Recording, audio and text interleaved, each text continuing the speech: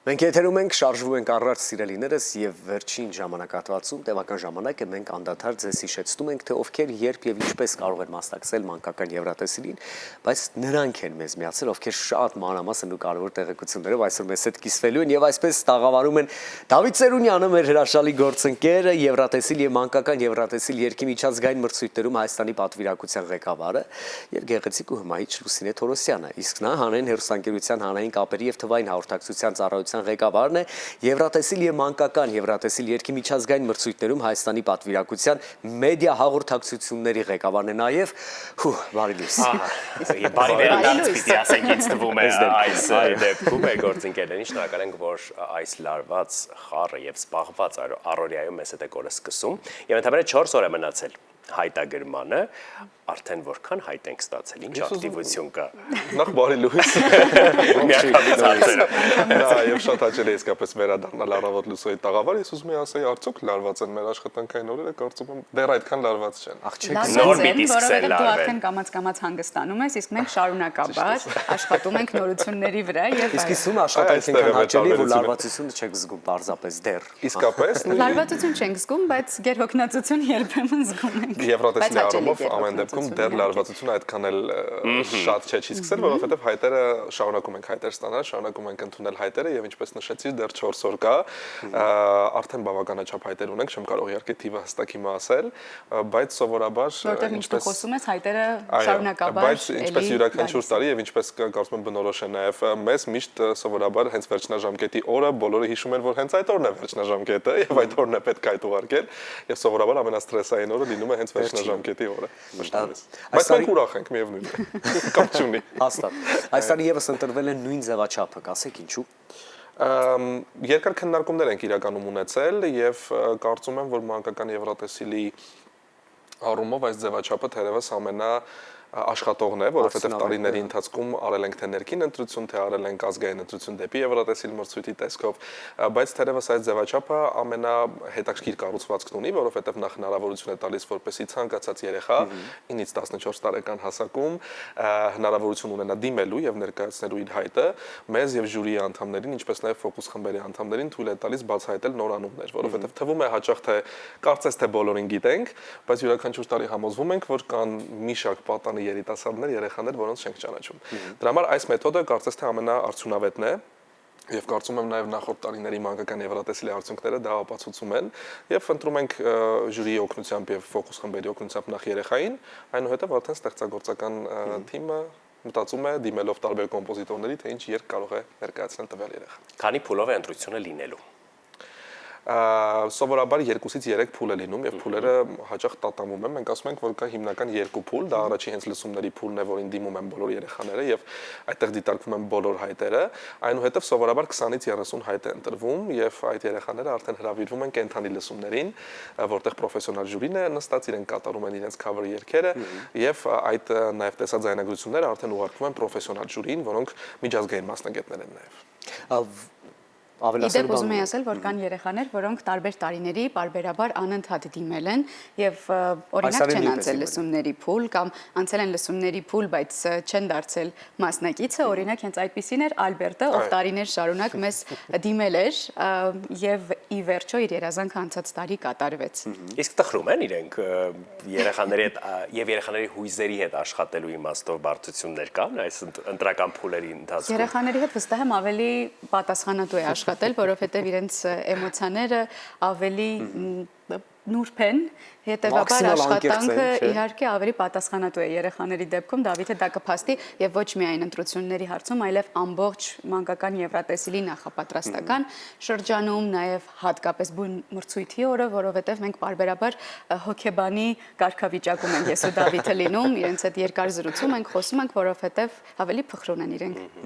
Ես պիտի խոստովանեմ, կարծեմ առիթ ունեցել եմ եթերից այդ մասին խոսելու, բայց երեխաների հետ շատ ավելի հեշտ է աշխատել, քան մեծահասակների հետ, երբ համեմատում ենք մեծահասակների Եվրատեսիլի հետ, եւ կարծում եմ այստեղ ամենակարևորն այն է, որ երեխաները շատ ավելի բաց են Իհարկե արտիստիկ առումով ամբիցիաները հաճախ շատ քիչ են ավելի լինում եւ վստահությունը թիմի հանդեպ նաեւ ավելի շատ է լինում ու այս դեպքում կարծում եմ որ շատ ավելի հետաքրքիր եւ յուրահատուկ է ստացում յուրաքանչյուր տարվա այն մանկական Եվրատեսիլի ծրագիրը նախագիծը, որը մենք իրականացնում ենք եւ պիտի նաեւ անկեղծ ասեմ, որ կարծում եմ սրանում էլ ամեն տարի ենք համոզվում, որ իսկապես մենք շատ տաղանդավոր երեխաներ ունենք, ես չեմ դադարում հոգնել այս ամենի մասին խոսել յուրաքանչյուր անգամ, որովհետեւ անգամ լսումների ժամանակ օրինակ հենց նախորդ տարի իսկապես շատ բարդ էր ընտրել,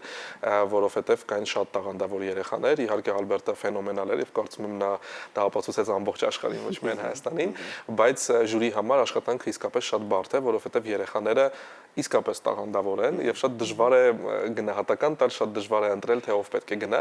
բայց երևի դուք էլ նկատել եք, որ յուրաքանչյուր տարի ձևաչափերը տարբեր են, ես կարծում եմ մեր ժյուրին եւս փորձում է ամեն տարի ընտրել մի մասնակցի, որը այնպիսի ձևաչափով կներկայանա, որը նախկինում դեռ չենք տեսել։ Ուր ենք մեկնելու, երբ եւ որտեղ է տեղի ունենալու այս տարվա մանկական Եվրատեսիլը։ Շատ է սիրում այդ քաղաքը եւ երկիրը։ Այո, այս տարի նախ դեկտեմբերին չեն գնալու, ինչը բավականին ոգևորող փաստ է, որովհետեւ այդ սրտաշունչ ձմռանը գործուղումը ավելի բարդ է տրվում։ Այս անգամ հոկտեմբերի 24-ին է մանկական Եվրատեսիլը, բավականին առաջ է ընկել եւ մեկնելու ենք Մալթա։ Ես ուզում եմ ասել, արի անկեղծ լինենք, ասենք ինչի մասին ենք յուրաքանչյուր անգամ խոսում, որ թիմի հետ ասում ենք վերջապես լավ, այս տարի լավ է, կարող ենք ավելի շուտ սկսել պատրաստվել, ավելի շատ ժամանակ կունենանք, նաև լսումները ավելի երկար ժամանակ կանցկացնենք եւ հենց այդ որոշումը կայացվեց, հայտնի դարձավ, որ փաստորեն ոչ թե դեկտեմբերին է լինելու մանկական Եվրատեսիլը, այլ այս անգամ լինելու է հոկտեմբերին 2 ամիս ավելի շուտ։ Միշտ նման միշտ ժամանակը սուղ է անգամ, երբ մենք փորձում ենք շատ արագ ամեն ինչ անել։ Բայց ես մեր հեռուստադիտողներին արժի նաև ասել, որ երբեմն շատ մեծ պատասխանատվություն են դնում մեզ վրա արագ որևէ բան հասցնելու եւ երբեմն չեն էլ նկատում, որ այնքան արագ են իրար հաջորդում մեր նախագծերը մեծ, որ պարզապես անհնար է եւ այս դեպքում էլ մենք վերադարձել ենք մեծերի Եվրատեսիլից զուգահեռաբար դասական Եվրատեսիլի վրա աշխատելով եւ դու էլ շատ լավ գիտես ներգրաված ես եղել հասցնելով եւ մինչեւ դասական Եվրատեսիլը ավարտվեց, մենք բացեցինք մանկականի հայտագրումը ու տպավորություն է, որ մենք անընդհատ վազքի մեջ ենք եւ իսկապես բարդ է, բայց փորձում ենք ամեն բան անել լավ։ Ես առաջարկում եմ նաև այդ առումով էլ փակագծերը բացենք եւ ասենք թե մեր հեռուստադիտողներին, թե նաև ձեզ, որ մենք արդեն նաև աշխատում ենք մեծերի Եվրատեսիլի ուղղությամբ։ Այո։ Գալիք տարվա 2027 թվականին։ Այս առումով ամիսները չեն խանգարում։ Այս առումով ամիսները ես հանկարծ մարտ չտեղափոխվի մեծերի Եվրատեսիլը։ որը շատ հավանական է նման տեղափոխումների արդյունքում։ Չէ, կարծում չի տեղափոխվի եւ կլինի մայիսին ու նաև արդեն զուգահեռ թիմը սկսել է աշխատել մեծերի Եվրատեսիլի ուղղությամբ եւ այսպես կրկնվող գործընթաց է, բայց իհարկե շատ կարևոր է, որ ավելի շատ ժամանակ կա, ավելի հետաքրքիր նաև այդ առնչվոր առումով նախագծեր մտածելու, ավելի շատ ժամանակ կա երգահանների համար երգերի ստեղծագործելու առումով ու իհարկե որ ամենակարևորն է նաև միջազգային համագործակցությունների առումով, որովհետև այս ամիսների ընթացքում նաև Եվրոպայի տարբեր քաղաքներում, տարբեր կետերում, այսպես կոչված երգ գրելու, դու ինձ պիտի օգնես հիմա թարգմանությամբ songwriting camp-երը, երգ գրելու ճամբարները, այո, որոնք արդեն շատ ակտիվ աշխատում են եւ մինչեւ սեպտեմբեր, հոկտեմբեր ամիսների ընթացքում տարբեր կետերում Եվրոպայի նաև հավաքվում են այն պրոդյուսերները, երգահանները, որոնք երգեր են ներկայացնում տարբեր երկրներում։ Եվ դե գիտես մենք սովորաբար առաջնահերթությունը տալիս ենք հայ իհարկե կոմպոզիտորներին, որոնք եւս արդեն աշխատում են այդ ուղղությամբ, դա էլ կարող ենք ասել, բայց այո, այս առումով նաև համագործակցությունները եւս հնարավոր են, ինչը իհարկե շատ լավ է։ Եկեք մի պահ նորից վերադառնանք հայտագրմանը եւ տաղանդավոր այն անհատներին, ովքեր դեռ պիտի ելույթ ունենան, իսկ խմբերի մասին ինչ կասեք, կան շատ խմբեր Որոնք հետաքրքիր խմբեր յուրաքանչյուր տարի կան ու իրականում պիտի ասենք, որ դուետներ թե խմբեր խմբերը շատ հետաքրքիր ձևաչափով են միշտ ներկայանում, Young Girls-ին կարծում եմ կհիշեք, որոնք այդ տարի թե յուրահատուկ են մեզ համար, բայց նաև յուրահատուկ են Եվրատեսիլի համար, որովհետև նման ձևաչափով դեռ ոչ մի երկիր չեն ներկայացել, ու սա էլ պիտի նշենք, նաև կարծում եմ սա լավ հնարավորություն է, շնորհակալություն հայտնենք ոլորտում աշխատող մեր գործընկերներին, այն վոկալի ուսուցիչներին, վոկալի ստուդիաներին, այն պրոդյուսերներին, որոնք յուրաքանչյուր տարի իրենք արդեն մտածում են, իմանալով որ շուտով հայտագրումը կսկսվի մանկական Եվրատեսիլի իրենք են մտածում թե ինչ նոր ձևաչափով ներկայանալ, ինչպիսի նոր օրինակ խմբեր կամ դուետներ ձևավորեն, ինչպես Լուսինեն նշեց, եւ ես վստահ եմ, որ այս տարի եւս նրանք մեզ կզարմացնեն, որովհետեւ նախորդ տարի մենք ունեցել ենք խմբեր եւ անգամ ունեցել ենք մենք խումբ, որը եզրափակիչ փուլ է հասել եւ շատ լավ, իսկապես շատ լավ խումբ էր, հուսով ենք այս տարի նույնպես նրանք կներկայանան, եւս մեկ անգամ ժյուրիի առջեւ։ Մի խոսքով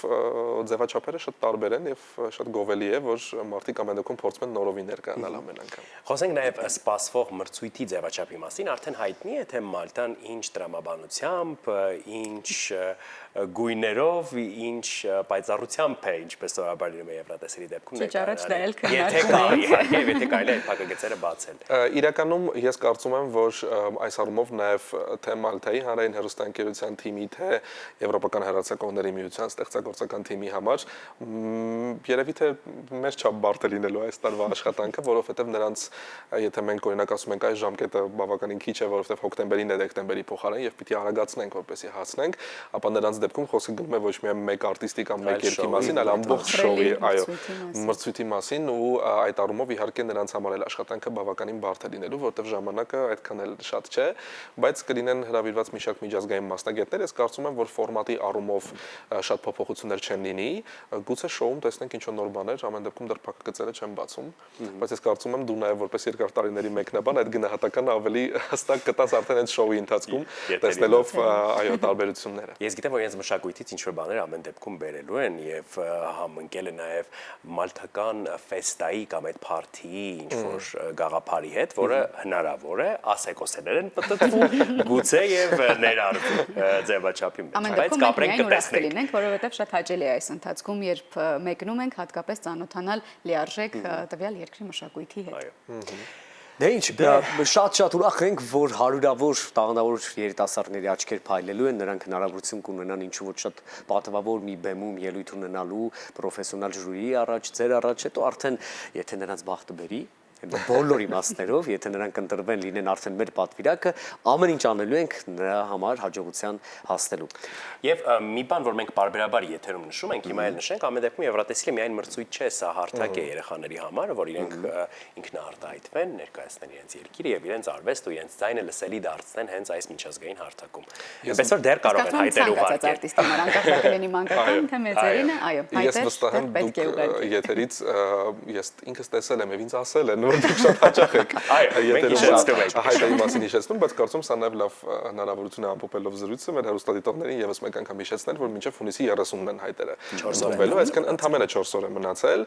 Eurovision.am կայքում են հայտերը ընդունվում եւ 9-ից 14 տարեկան բոլոր այն պատանիները, երեխաները, որոնք տաղանդավոր են, սիրում են երգել եւ ուզում են երկիրը ներկայացնել Եվրատեսիլում, պիտի անպայման դիմեն եւ փորձեն իրենց ուժերը։ Մյուս մանրամասներին հենց հիմա մեր հեռուստադիտողները